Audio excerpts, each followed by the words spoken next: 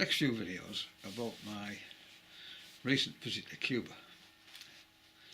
It's difficult to believe sitting here with this snow out the window that 4 nights ago I was in temperatures of 30 plus. I mean, fortunately the snow seems to be disappearing at the moment, but it's still up round the foxes and edges, I would imagine. So this is probably an ideal opportunity to do this. I mean, there were so many things to remember. It was difficult, and this introduction is mainly to correct the many mistakes which I made on the videos, and to explain a little bit about the fascinating history of Cuba, which those of my generation will be familiar with, but younger people probably aren't. And to give those of you who are thinking of going to Cuba for a visit, a little taste of its history and its culture. The main reason for going to Cuba in February is the weather. It's very hot in the sun, but the air temperature is in the sort of high 20s, low 30s. It's very dry. I think we only got one shower, and that was at the very final evening. So that's wonderful.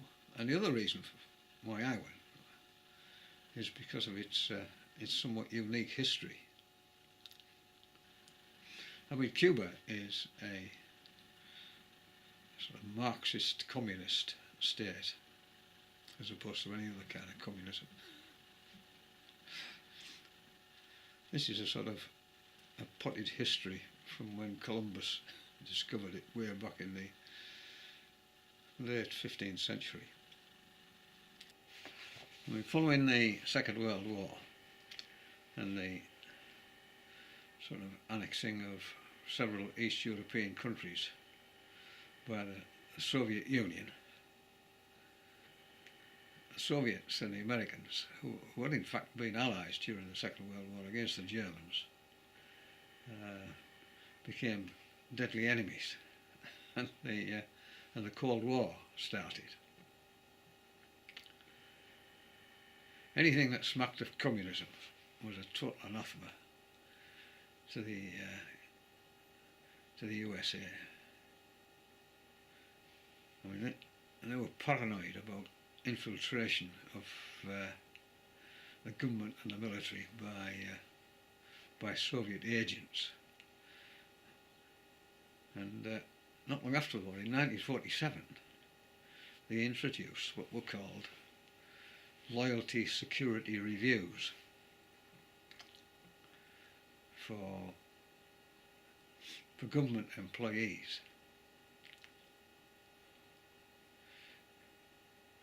So you went for your review, but if there was any whiff of left-wing leanings, you were out. You were sacked.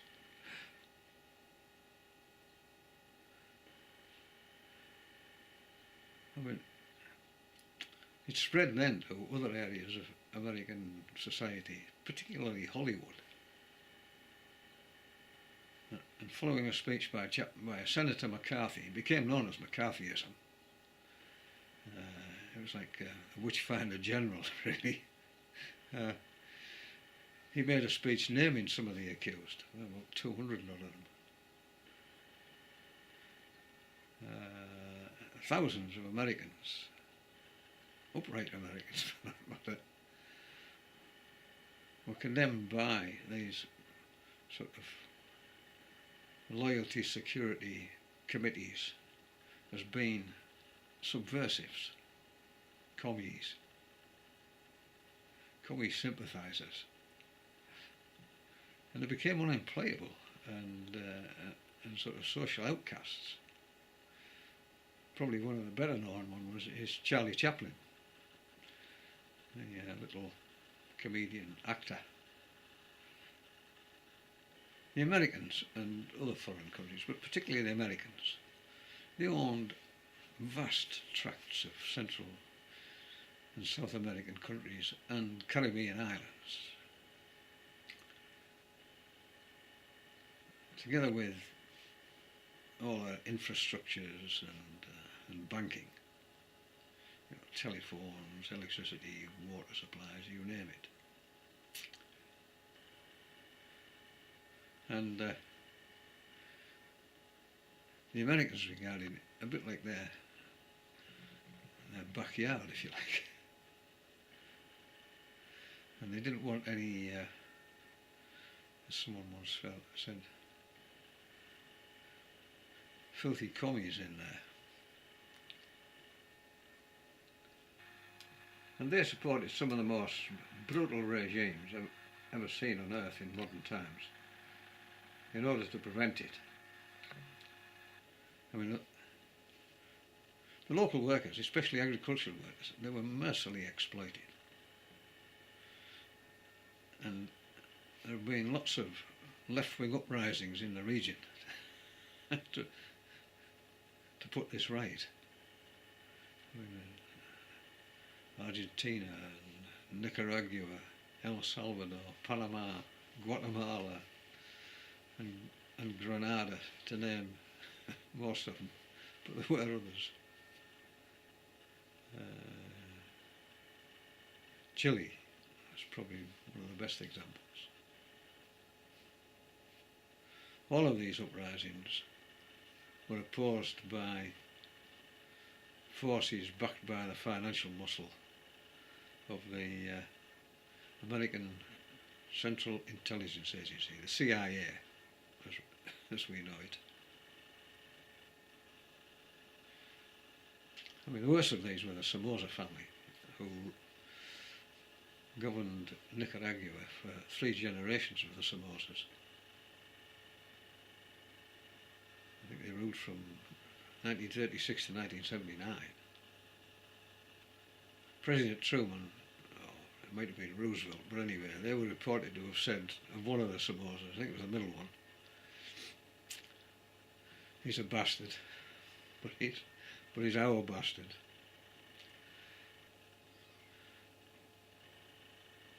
Argentina was the main conduit for funneling CIA money to the Contra rebels who were fighting the new Sandinista government, who had overthrown the Somozas. But of course the Sandinistas were communists. To come to Chile, Salvador Allende was a doctor. He was the first democratically elected president in the world, communist president in the world, in 1970. I mean, the Americans, who purport to be the sort of mainstay of democracy, they spent millions and millions of dollars supporting Allende's adversary, a guy who became renowned for brutality, General Pinochet. He was eventually arrested in England, but was too ill to stand trial for the atrocities carried out in Chile. Anyway, in the coup which took place, Allende was killed, and Pinochet governed for the next 27 years. In America, it would seem that democracy is a good thing, as long as the resulting ruling party are their kind of Democrats and not communists. I mean, Cuba was a big supporter of left-wing uprisings in Central and South America, and indeed in Africa. They were supplying arms and know-how. In fact, they were supplying soldiers, troops, which didn't endear them to the Americans one bit. So it's against this background that I went to visit Cuba. It's one of the longest lasting strict Marxist communist countries in the world. I mean, there are other communist countries. China's probably the biggest, but Vietnam and Laos and of course in Europe, Belarus. But you don't go to Belarus for the weather, it's horrendous. And I was interested in finding out how Cuba and Cubans had survived for 65 years since Fidel Castro took on the ruling regime of the time and began this this communist rule of Cuba in 1959. One of the reasons for going now is that Cuba seems to be having to bow to the financial clout of the Americans and the effect it's having on their economy.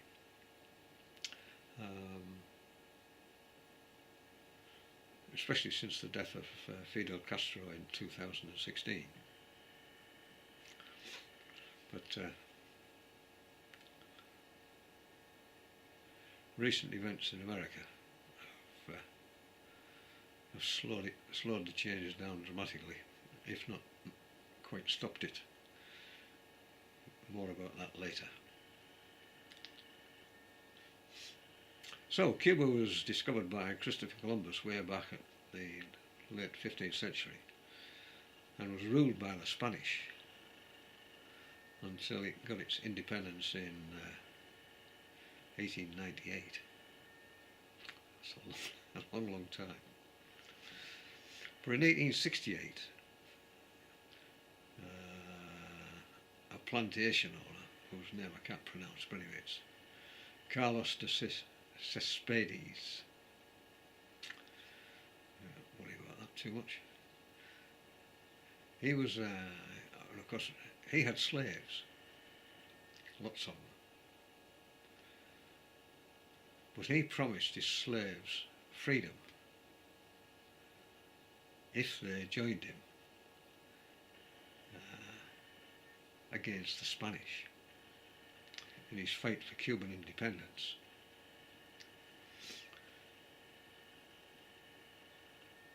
I mean, the success was very limited, and he was killed in 1874.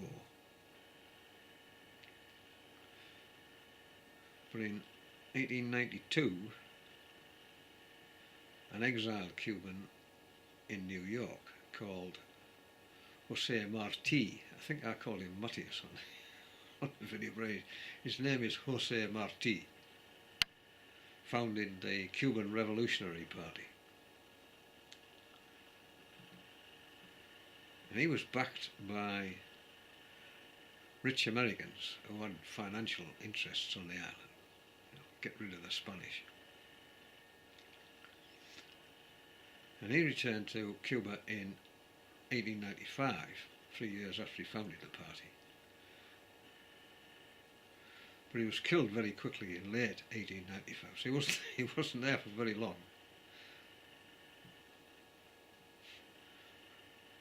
But he became the father of Cuban independence, the national hero. He's everywhere. And in Santiago de Cuba there's a huge monument there alongside Fidel Castro's grave. And there are monuments to him everywhere. Every school, it doesn't matter how small it is, has a little bust of him, a little white bust of him outside together with the Cuban flag. In the meantime, the Americans had been trying to buy Cuba from Spain. But five American presidents had had a go at this, but the Spanish always spurned them. They wanted to make it a sort of an American protectorate. But an American warship, the Maine, the USS Maine, anchored in Havana, blew up. And the Americans blamed the Spanish for it, which resulted in a sort of 4-year war between the two. The Spaniards were a bit stretched because they were fighting wars in the Philippines and in Puerto Rico. Eventually they had to sue for peace, and they ceded the Philippines, the Hawaiian Islands and Puerto Rico to the Americans. And of course Hawaii has since become an American state. Cuba wasn't ceded to the Americans, and it gained its independence in 1898, but the Americans essentially ruled the place until 1902. So from 1902 there was a sort of a succession of corrupt presidents, one after the other. And the island was unashamedly exploited by the American companies and big landowners. The wealth of the country disappeared to the United States, and sort of indigenous Cubans were just left in penury. There was poverty, illiteracy, severe malnutrition, and sort of endless slave labour. I mean, it was just rife. So there was a lot of unrest in the country. And in 1933 a little group of the Cuban army, which included a sergeant,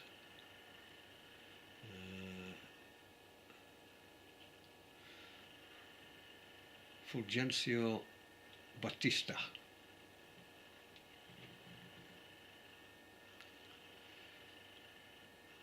had a little coup. They didn't take office themselves, but they appointed a sort of puppet president, a series of puppet presidents for that matter. But they were pulling the strings behind the scenes. And in 1940 he stood for office, this Batista fella, and became the president. Everybody was over the moon. They thought things would improve dramatically, and he ruled until 1944, when his term of office finished and he went to America. But he came back in 1952 to have another go. But he realised very quickly that he was going to get trounced. So rather than just scuttle off back to America, he had another military coup. He promoted himself to general, so he became known as General Batista. Batista became a sort of puppet for American interests, sort of banks, infrastructures, and sort of agri-businesses, cattle and sugar essentially.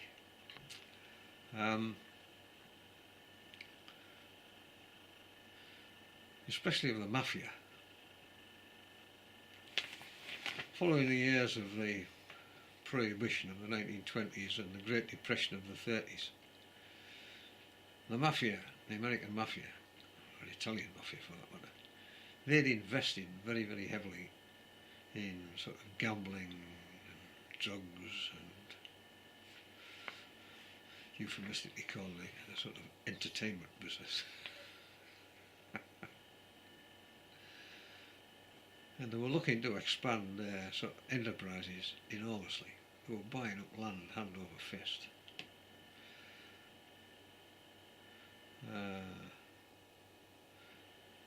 And being only 90 miles from the American mainland,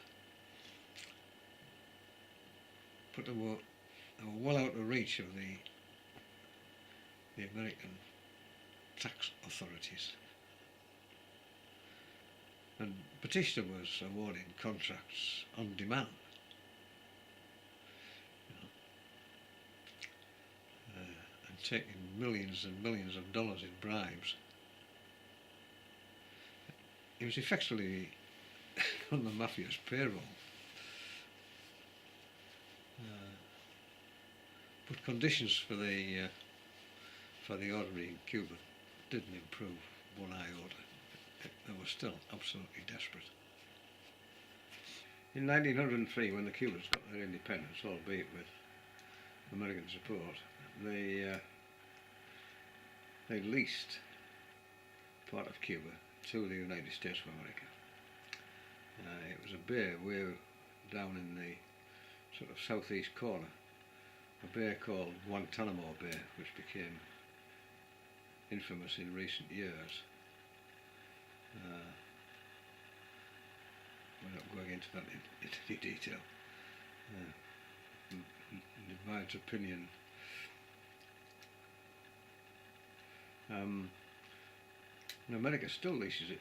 It's strange when you look at Cuba on Google Earth and you look at Guantanamo Bay, it is in fact marked as United States of America inside the boundary fence, and outside the boundary fence it's marked as Cuba. Strange. And they show no sign of relinquishing it. The Cubans show no sign of telling them to clear off. Just I've mentioned that in passing. So it was during this period when Fidel Castro and Che Guevara appear on the scene, like cowboys riding out of the West.